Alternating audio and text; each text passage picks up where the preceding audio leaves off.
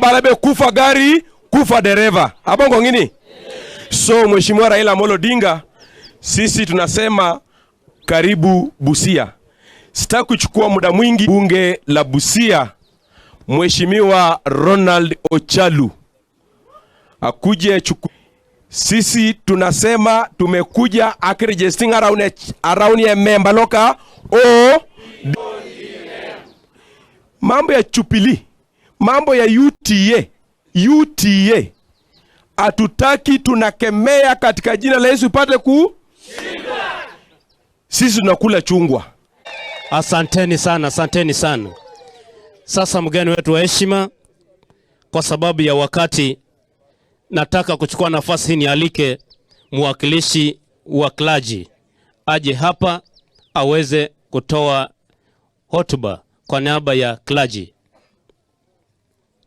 Karibu sana. Wapi makofi ya clergy? Thank you so much, His Excellency Raila Amolo Odinga.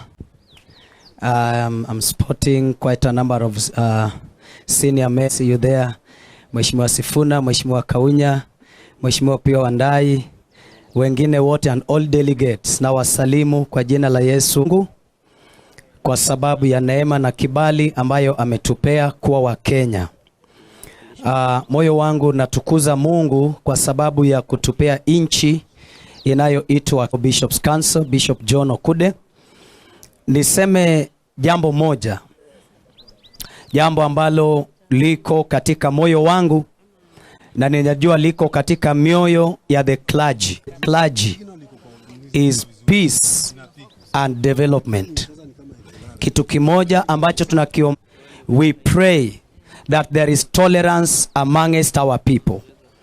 Niseme kwamba Mheshimiwa Raila, hapa ambapo tuko hapa Teso, si ya Wateso peke yake.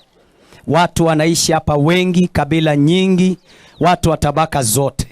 Our desire would be that whatever we do as a people, our unity is maintained, and as a person, I would wish